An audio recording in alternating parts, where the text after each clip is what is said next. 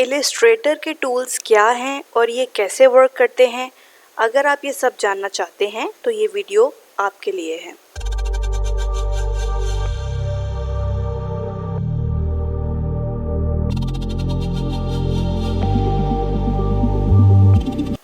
तो आज हम स्टार्ट कर रहे हैं इलिस्ट्रेटर का कोर्स और सबसे पहले इसके टूल्स की बात करते हैं। तो इसका पहला और मोस्ट इम्पॉर्टेंट टूल है सिलेक्शन टूल, जिसकी शॉर्टकट की है वी।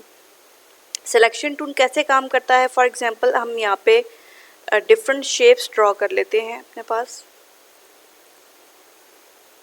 एक रेक्टेंगल ड्रॉ किया है, एक राउंडेड रेक्टेंगल ड्रॉ कर लेते हैं और एक एलिप्स आ जाएगा,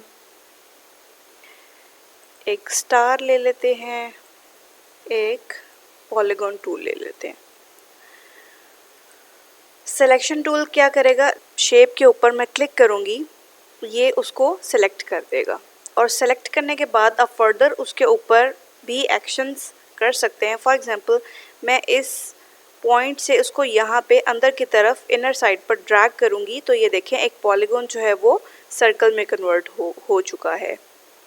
और दोबारा अगर मैं इसको पॉलीगॉन में कन्वर्ट करना चाहती हूँ तो ये दोबारा उसके एजेस तक ड्रैग करूँगी। पहले मैंने इनवर्ड ड्रैग किया था, अब मैंने आउटवर्ड ड्रैग किया है तो ये दोबारा एक पॉलीगॉन की शेप में आ चुका है। फर्दर सिलेक्शन टूल से हम क्या कर सकते हैं, हम इन सब को इकट्ठा भी सिलेक्ट कर सकते हैं। सबके ऊपर क्लिक करूँगी शिफ्ट प्रेस करके और ये देखें ये सब शेप्स जो हैं ये इकट्ठी सिलेक्ट हो चुकी हैं। अब हम यहाँ से इनको जहाँ मर्ज़ी मूव कर सकते हैं, इनका साइज़ स्मॉल कर सकते हैं, मतलब स्मॉल या बिग कर सकते हैं, रीसाइज कर सकते हैं इनको। और ये तो हो गया जी सिलेक्शन टूल का काम। नेक्स्ट हमारा टूल है direct selection tool. Direct selection tool अपने नाम की तरह बिल्कुल हम उसको किसी भी ऑब्जेक्ट को डायरेक्टली सेलेक्ट कर सकते हैं। तो अगर मैं यहाँ पर इस पॉइंट पर क्लिक करूँगी तो ये सिर्फ एक ही पॉइंट को मूव करेगा, एक ही पॉइंट को मतलब मॉडिफाई करेगा। और अगर मैं इस पॉइंट को इनर करती हूँ ड्रैग तो फिर ये इस तरह की शेप हो जाएगी। तो इससे हमें पता चला कि दोनों में डिफरेंस क्या है। सिलेक्शन टूल जो था वो ओवरऑल ऑब्जेक्ट को अपडेट या मूव करता है और डायरेक्ट सिलेक्शन टूल से हम किसी एक स्पेसिफिक पॉइंट से उसको शेप को मॉडिफाई कर सकते हैं। उसके बाद ग्रुप सिलेक्शन है। ग्रुप सिलेक्शन का पर्पस क्या है, ग्रुप में काफ़ी सारी ऑब्जेक्ट्स या शेप्स को सेलेक्ट करके अपडेट या मॉडिफाई कर सकते हैं। ये देखें अब मैंने इन दो को ग्रुप बनाया था और ये देखें सिर्फ इन दो को ही मूव कर रहा है वो। उसके बाद नेक्स्ट टूल है हमारे पास magic wand tool. Magic wand tool Photoshop में कुछ किसी और तरह से काम करता है, उसमें हम ऑब्जेक्ट का बैकग्राउंड रिमूव करने के लिए यूज़ करते हैं, लेकिन यहाँ पर मैजिक वॉन्ड टूल बहुत ही डिफरेंट है। यहाँ पर ये क्या काम करता है, फॉर एग्जांपल अगर मेरी ये शेप्स डिफरेंट कलर्स में हों, लाइक ये ग्रे में है और ये वाली शेप येलो कलर में है और ये शेप जो है वो ऑरेंज कलर में हो, और यहाँ से मैंने सिर्फ रेड शेप्स को सेलेक्ट करना है, तो मैं मैजिक वॉन्ड टूल से इस रेड के ऊपर क्लिक करूँगी और देखिए रेड कलर की जितनी भी शेप्स थी वो उसने मेरे लिए सेलेक्ट कर दी हैं। अब हम आसानी से इस शेप को मॉडिफाई कर सकते हैं, इसका कलर चेंज कर सकते हैं। मैं यहाँ से रेड पे डबल क्लिक करूँगी और इसको हम किसी और कलर में आसानी से कन्वर्ट कर सकते हैं। इसके अलावा हम इनको इकट्ठा भी सिलेक्ट कर सकते हैं। शिफ्ट प्रेस करके मैंने इन दोनों शेप्स को सेलेक्ट किया और उसके बाद मैंने इनको सेम कलर दे दिया है। तो ये भी दूसरा ऑप्शन है हमारे पास कि अगर कोई दो डिफरेंट कलर्स में शेप्स हैं और आपको सेम कलर में चाहिए तो आप पहले उनको शिफ्ट प्रेस करके सेलेक्ट करेंगे एंड देन उसको एक कलर सेलेक्ट करेंगे और वो कलर डायरेक्टली उन शेप्स के ऊपर आ जाएगा। सो नेक्स्ट टूल है हमारा लासो टूल। इसके ऊपर अगर हम लासो टूल अप्लाई करें, फॉर एग्जांपल मैं इसको मॉडिफाई करना चाहती हूँ, इसे छोड़कर इसे मॉडिफाई करना चाहती हूँ, इसे छोड़कर इसको मॉडिफाई करना चाहती हूँ, तो उसको अब हम डायरेक्ट सिलेक्शन टूल पर आएंगे और यहाँ से उसको इनवर्ड की तरफ मैंने ड्रैग किया तो ये देखें उस सर्कल की शेप को मॉडिफाई कर दिया और जो पॉइंट्स मैंने सिर्फ सेलेक्ट किए थे सिर्फ वही वाले पॉइंट्स मॉडिफाई हुए हैं। उसके बाद है pen tool. Pen tool simple है, मतलब फ़ोटोशॉप में भी इसी तरह से था कि सिंपल आप शेप्स ड्रॉ करने के लिए पेन टूल को यूज़ करते हैं। पर इसकी कुछ आगे वेरिएशंस हैं, add anchor points, delete anchor points and anchor point tool. ये इसमें आप क्या कर सकते हैं, ऐड एंकर पॉइंट में ये आप जहाँ भी इस तरह से पाथ के ऊपर क्लिक करेंगे ये आपकी एक एंकर ऐड कर देगा। देखें अभी पेन के साथ आपको छोटा सा प्लस का साइन नज़र आ रहा है, दैट मीन्स कि ये एक एंकर्स को ऐड करने वाला पेन टूल का ऑप्शन है। और अगर आप यही एंकर पॉइंट्स को डिलीट करना चाहें तो डिलीट एंकर पॉइंट हम यहाँ से चूज़ कर लेंगे और जिस एंकर को आपने डिलीट करना है वहाँ पर आप क्लिक करेंगे और ये वहाँ से वो एंकर्स को डिलीट कर देगा। एंकर पॉइंट टूल क्या है, ये देखें किसी भी एंकर को मूव करवा देगा। ये देखें कर्व वे में किसी भी एंकर को मूव करवा सकता है ये। तो ये बड़ा अच्छे इसके वेरिएशंस हैं पेन टूल की। उसके बाद हमारे पास है जी पेन टूल का ऑल्टरनेटिव और बहुत ही मुझे मज़े का टूल ये लगा है, कर्वेचर टूल। इसके साथ आप क्या कर सकते हैं, कर्व में डायरेक्टली ड्रॉ कर सकते हैं। लाइक ये देखें कर्व शेप्स आप डायरेक्टली ड्रॉ कर सकते हैं, सिर्फ आपने क्लिक करना है। ये आम पेन टूल की तरह नहीं है। ये देखें आप एंकर को किसी भी एंकर को पकड़ के बड़ा छोटा कर सकते हैं, शेप को मॉडिफाई कर सकते हैं। तो ये बहुत ही एक अच्छी वेरिएशन है पेन टूल की। जबकि जो सिंपल पेन टूल था उसमें आपको अब सीधी लाइन ड्रॉ करनी है तो आप इस तरह करते थे बिल्कुल स्ट्रेट, और अगर आपको कर्व लाइन ड्रॉ करनी होती थी तो आप पेन को इस तरह से थोड़ा सा ड्रैग करते थे ऐसे। तो ये डिफरेंस है दोनों में। अब बैक स्पेस प्रेस करेंगे और ये ख़त्म हो गया। नेक्स्ट टूल है हमारा टेक्स्ट टूल, ठीक है, टाइप टूल। टाइप टूल में देखेंगे हम सिंपल कोई भी टेक्स्ट टाइप कर सकते हैं। अब यहाँ पर मैंने टाइप किया पियर फ्लो ट्रेनिंग्स। थोड़ा सा इसका साइज़ बड़ा कर लेंगे, इसको कंट्रोल टी से मैंने सेलेक्ट किया और यहाँ से हम इसका साइज़ थोड़ा सा इंक्रीज़ कर लेंगे। ये तो सिंपल टेक्स्ट टूल है, मतलब टाइप करने के लिए। Area type tool. Area type tool क्या है, आपको इसके लिए एक कोई भी सिलेक्टेड एरिया बताना होगा। लाइक ये एक रेक्टेंगल है और इसका जो फिल है वो वाइट कर लेते हैं और स्ट्रोक जो है इसकी ब्लैक कर देती हूँ, ब्लैक कलर, और स्ट्रोक के पॉइंट्स थोड़े से बढ़ा दिए। अब इसके बाद हम क्या करेंगे, एरिया टाइप टूल पर जाएंगे और यहाँ पर मैं क्लिक करूँगी तो ये देखें जितना हमारा सेलेक्टेड एरिया था, लाइक हमारी जो रेक्टेंगल थी उसके अंदर अंदर उसने सारा टेक्स्ट टाइप कर दिया है। उसके बाद है टाइप ऑन अ पाथ। इसके एग्जांपल भी आपको किस तरह से दे सकते हैं, एक सर्कल ड्रॉ कर लेते हैं। देखें यहाँ पर मैं आके एग्जैक्टली इस एंकर के ऊपर क्लिक करूँगी तो मेरा पूरा text around this circle type हो जाएगा। अब इसको आप बड़ा या छोटा कर सकते हैं। कंट्रोल ए से सिलेक्ट करेंगे और यहाँ से आप इसका साइज़ छोटा या फिर बड़ा कर सकते हैं।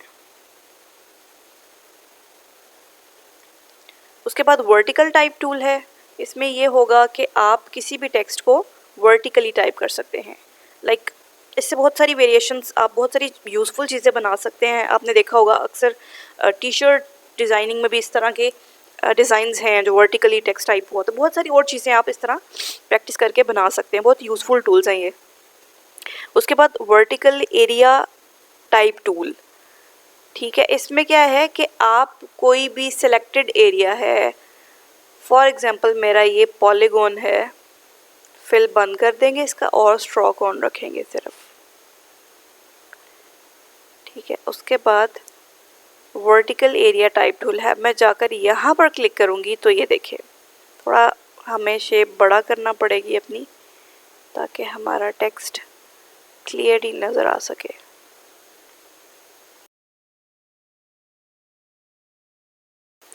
तो ये देखिए जी, मैं जितना भी कुछ टाइप कर रही हूँ ये एक पॉलीगॉन शेप के अराउंड ही टाइप होता जा रहा है, क्योंकि हमारा जो शेप थी जिसके अंदर हम बना रहे हैं वो एक पॉलीगॉन है। वर्टिकल एरिया टाइप टूल, उसमें जो भी हमारा पर्टिकुलर एरिया है उसमें ये वर्टिकली टाइप करेगा। उसके बाद है vertical type on a path. अच्छा, इसमें क्या है कि किसी भी पाथ के ऊपर ये वर्टिकली टाइप करेगा। फॉर एग्जांपल मैं एक राउंडेड रेक्टेंगल ले लेती हूँ, मैं डिफरेंट शेप्स लेके इसलिए बता रही हूँ ताकि आपको क्लियर हो जाए कॉन्सेप्ट्स कि ये डिपेंड नहीं करता कि आपने किसी एक शेप के ऊपर ही बनाना है। इट्स अप टू यू, अब जिस मर्जी शेप को लेकर कोई भी एरिया सेलेक्ट करके कोई भी डिज़ाइन क्रिएट कर सकते हैं। Vertical type on a path tool, anchor point के ऊपर क्लिक करूँगी और ये देखें पूरा टेक्स्ट उसने around this rounded rectangle type किया है। ये भी मज़े का टूल है। उसके बाद है जी टच टाइप टूल। इसके लिए आपको क्या करना पड़ेगा, यहाँ से डायरेक्ट सिलेक्शन टूल लेना पड़ेगा या फिर सिलेक्शन टूल कुछ भी आप ले सकते हैं, और जिस भी लेटर को आप टच करेंगे आप उसको सेपरेट कर सकते हैं। तो ये भी आई थिंक बहुत ही मज़े का टूल है, क्योंकि अदरवाइज़ पहले इस तरह से फ़ोटोशॉप इलस्ट्रेटर में ये ऑप्शन नहीं होता था। आपको इस तरह का टेक्स्ट टाइप करने के लिए अलग लेयर्स लेनी पड़ती थी, तो अब वो काम आपको नहीं करना पड़ेगा। उसके लिए इन्होंने टच टाइप टूल बना दिया है। सो नेक्स्ट टूल है लाइन सेगमेंट टूल। इससे आप सिंपल कोई भी लाइन ड्रॉ कर सकते हैं। लाइन की स्ट्रोक को ऑन कर देंगे और उसकी वैल्यू को मैंने 6 रख दिया यहाँ पे ताकि आपको विजिबल हो जाए। उसके बाद है आर्क टूल, आप कुछ भी ड्रॉ कर सकते हैं ऐसे सिंपल। स्पाइरल टूल से आप स्पाइरल्स ड्रॉ कर सकते हैं, डिफरेंट शेप्स हैं, आप इनको ड्रॉ कर सकते हैं। रेक्टेंगुलर ग्रिड टूल है और पोलर ग्रिड टूल है। ये टूल्स आपके काम आ सकते हैं, कुछ आपको पाई चार्ट्स वगैरह बनाने हैं या फिर डाटा वगैरह लिखना है इस तरह की रेक्टेंगुलर फॉर्म में, कॉलम्स और रोज़ की फॉर्म में आपको कुछ टाइप करना है तो इस तरह का आप बना सकते हैं इससे। उसके बाद नेक्स्ट टूल वही हमारे पास सिंपल शेप्स के हैं, ये मैंने आपको पहले बता दिए हैं। इसके बाद हमारा है paint brush tool. Paint brush tool हमारा सिंपल वही है, हम जिस तरह से पेंट करते हैं किसी भी चीज़ को, यहाँ पर हम अपना स्ट्रोक जो है थोड़ा सा बढ़ा देंगे ताकि आपको विजिबल हो जाए कि ये कहना क्या चाह रहे हैं। पेंट टूल जो है वो स्ट्रोक्स के ऊपर ही काम करता है, तो यहाँ से हम इसके स्ट्रोक को थोड़ा सा बढ़ा देंगे और ये देखें कुछ भी हम यहाँ से पेंट कर सकते हैं। और इसके बाद है blob brush tool. Blob brush tool भी पेंट टूल की तरह ही है। अच्छा, अब आप कहेंगे कि भाई इनमें डिफरेंस क्या है। इनमें डिफरेंस बहुत क्लियर है, वो ये कि सबसे पहले मैं आपको यहाँ पर एक ब्लॉब ब्रश टूल का स्ट्रोक लगा के दिखा देती हूँ। ये देखें यहाँ पर मैंने एक ब्लॉब ब्रश टूल से ये एक लाइन ड्रॉ की है, और इसको अगर मैं डायरेक्ट सिलेक्शन टूल से देखूँ, थोड़ा जूम कर लेते हैं इसको, ऑल्ट की प्रेस करके मैंने माउस के स्क्रॉल व्हील से इसको थोड़ा जूम किया है स्क्रीन को, और ये देखें यहाँ पे आपको नज़र आ रहा होगा कि ये यहाँ पर छोटे छोटे ये पॉइंट्स हैं जिससे हम इसकी शेप को मॉडिफाई कर सकते हैं। ये देखें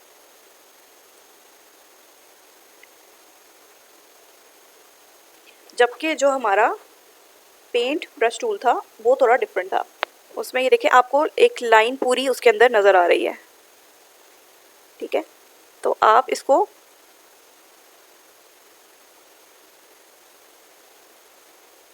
ये देखिए ये पूरा एक पाथ जो है ना वो मॉडिफाई हो रहा है, जबकि जो ब्लॉब ब्रश टूल था उसमें पूरा पाथ मॉडिफाई नहीं होता, एक सिलेक्टेड पॉइंट भी आप एडिट कर सकते हैं।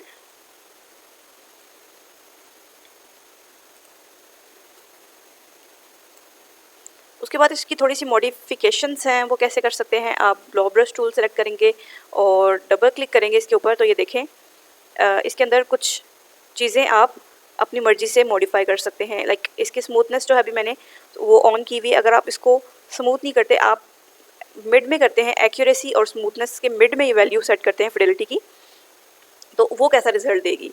अब मैं यही चीज़ इस पर अप्लाई करती हूँ, तो ये देखें ये कुछ इस तरह से ड्रॉ कर रहा है। तो सी द डिफरेंस, मैं इसको थोड़ा जूम करती हूँ।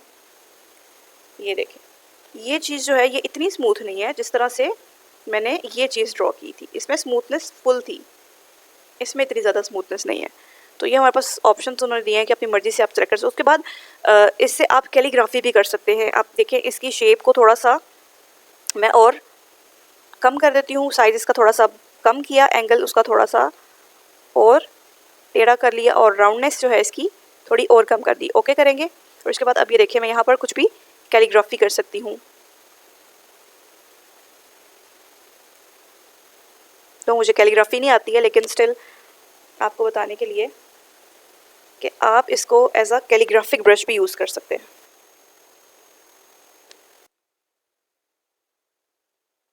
और इसमें आपके पास ऑप्शंस हैं। अगर आप कीप सेलेक्टेड करेंगे तो ये देखिए मेरी हर स्ट्रोक के बाद मेरी लेयर सेलेक्टेड ही रहती है। अगर मैं इसको कीप सेलेक्टेड को टिक अनटिक कर देती हूँ तो फिर क्या होगा, अब ये देखिए मेरी स्ट्रोक के बाद मुझे खुद से उस लेयर को सिलेक्ट करना पड़ा है। देखिए ब्लॉ ब्रश से दोबारा बता देती हूँ, ये मैंने एक लाइन ड्रॉ की है और ये देखिए अब ये खुद से सिलेक्ट नहीं हो रही है। ठीक है, इसको जाके मुझे यहाँ से मूव टूल से इस लेयर को सिलेक्ट करना पड़ेगा। अगर मैं इसको कीप सेलेक्टेड रखती और ओके करती तो ये ड्रॉ करने के बाद देखिए खुद से उसने सिलेक्शन दे दी है। तो ये डिफरेंस है।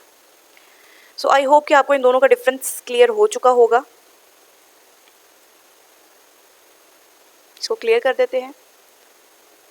नेक्स्ट हमारे पास है शेपर टूल।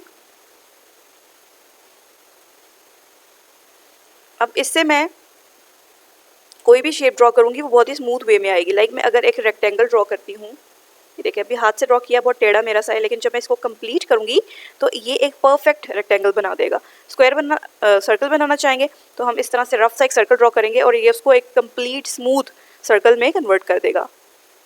और अगर आप एक एलिप्स बनाना चाहते हैं तो आप इस तरह की एक रफ एलिप्स टाइप शेप बनाएंगे और उसने एक उसको एलिप्स बना दिया। पॉलीगॉन बनाना चाहेंगे, एक रफ सी पॉलीगोनल शेप बनाएंगे।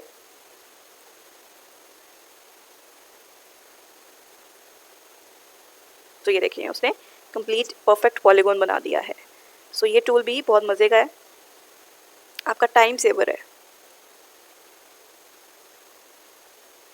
उसके बाद पेंसिल टूल है। पेंसिल टूल सिंपल, कुछ भी आप इससे लिख सकते हो, टाइप कर सकते हो। उसके बाद स्मूथ टूल है। इसके लिए मैं पेंसिल से पहले एक शेप ड्रॉ कर लेती हूँ। एक रफ सी शेप मैंने ड्रॉ की है, इसका थोड़ा सा स्ट्रोक बढ़ा देंगे।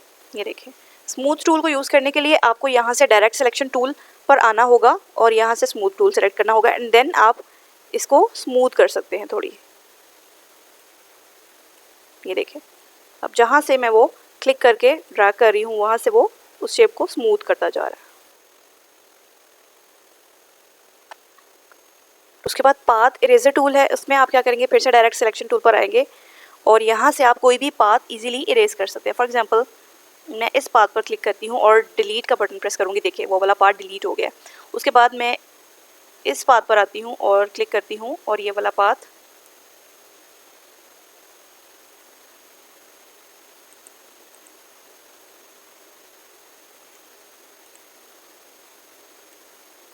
देखिए मैंने उतनी सी पार्ट पर ये चीज़ अप्लाई किया और ये वाला पाथ डिलीट हो गया। ये देखिए जो भी पाथ्स हैं इसमें से जिसके ऊपर मैं ड्रैग कर रही हूँ वो डिलीट होते जा रहे हैं। जो हमारे एंकर पॉइंट्स थे वो डिलीट नहीं होंगे इससे।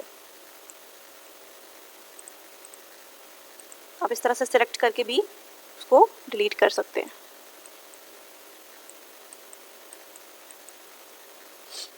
जॉइंट टूल के लिए हम पहले कुछ लाइंस ड्रॉ कर लेंगे। मैं यहाँ पर पेंसिल टूल लूँगी और शिफ्ट प्रेस करके हम इससे स्ट्रेट लाइंस भी ड्रॉ कर सकते हैं पेंसिल से। शिफ्ट, ये देखिए स्ट्रेट लाइन, एक ये वाली स्ट्रेट लाइन और उसके बाद एक कुछ इस तरह की लाइंस ड्रॉ करेंगे।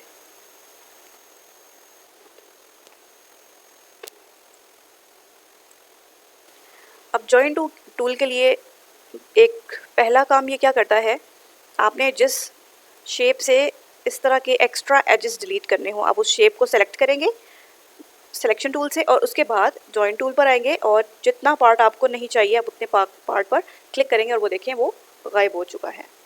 पहला इसका यूज़ ये है और दूसरा यूज़ ये है कि आप डिफरेंट लाइंस को ज्वाइन कर सकते हैं। लाइक मेरा ये एक स्क्वायर है लेकिन ये कंप्लीट नहीं है और मैं चाहती हूँ कंप्लीट हो जाए, तो मैं इन दो पार्ट को कंप्लीट करना चाहती हूँ। पहले तो मैं इनको सेलेक्ट करूँगी और उसके बाद जॉइंट टूल पर आकर यहाँ से यहाँ ऐसे ड्रैग करेंगे तो ये देखिए ये लाइन कंप्लीट हो चुकी है। इसी तरह से अगर मैं इन दोनों पार्ट्स पर जॉइन अप्लाई करना चाहती हूँ तो इनको सेलेक्ट किया और यहाँ से यहाँ पर ड्रैग किया और ये देखिए कंप्लीट हो चुका है।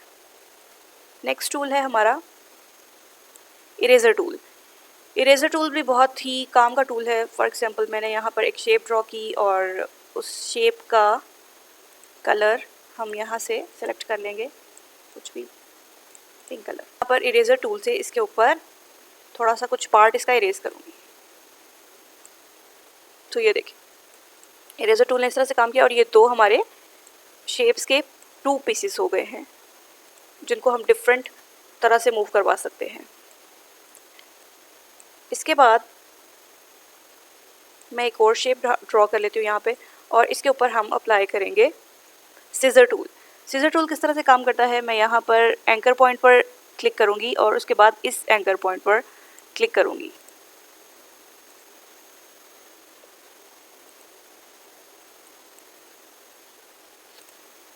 स्टार और नाइफ टूल सिंपल उसको कट कर देगा जहाँ से भी आप करना चाहें। ये देखिए जिस तरह से मैंने उसको कट किया है ये उसी वे में एक अनस्मूथ मैनर में कट हो चुका है।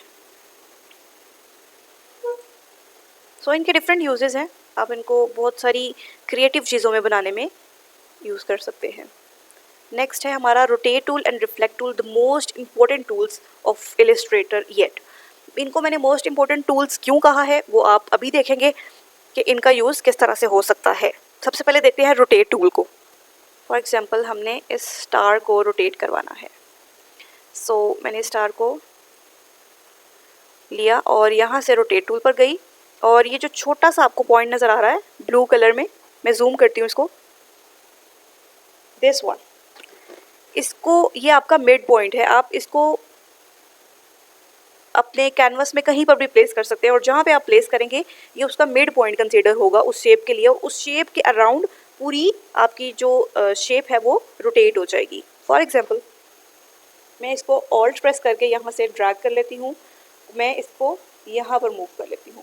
अभी देखिए जैसे ही मैंने उसको यहाँ पर मूव करने के लिए छोड़ा तो उसके बाद उसने मुझसे पूछा कि इसको रोटेट किस एंगल पे करवाना है। मैं उसको यहाँ से एंगल बताऊँगी, प्रीव्यू, ठीक है जी। इसकी एक कॉपी क्रिएट करेंगे and then control D press करके रखना है आपने, control D D D D D D D D. तो ये देखिए जी हमारी स्टार वाली शेप जो है वो रोटेट हो चुकी है। बात है रिफ्लेक्ट टूल। रिफ्लेक्ट टूल क्या करेगा, किसी भी शेप को रिफ्लेक्ट कर देगा हॉरिजॉन्टल वे में, वर्टिकली फ्लिप करना है, 90 के एंगल में करना है, क्लॉकवाइज करना है, एंटी क्लॉकवाइज, किसी तरह से भी उसको रिफ्लेक्ट कर देगा। इस शेप को ले लेंगे, इस शेप में आकर रिफ्लेक्ट टूल पर जाएंगे और ये देखिए अब मैंने वर्टिकली 90 के एंगल पर इसको रिफ्लेक्ट करवाया तो ये इस तरह की आ गई है। और अगर मैं इसको 180 के एंगल पर रिफ्लेक्ट करवाऊँ तो ये कैसी, ये देखिए जी 180 के एंगल पे ये रिफ्लेक्ट होकर इस तरह की शेप लग रही है। सो आई होप मेरी आज की वीडियो आपको बहुत पसंद आई होगी, आपने कुछ न्यू लर्न किया है तो कमेंट बॉक्स में हमें ज़रूर बताइएगा। और किसी चीज़ की समझ नहीं आई तो आप कमेंट बॉक्स में क्वेश्चन टाइप करके हमसे अपनी क्यूरी आस्क कर सकते हैं। नेक्स्ट जो हमारे टूल्स हैं वो इंशाल्लाह हम इसी अगली वीडियो में अपलोड करेंगे। तब तक के लिए हमें दें इजाज़त। अल्लाह हाफिज़।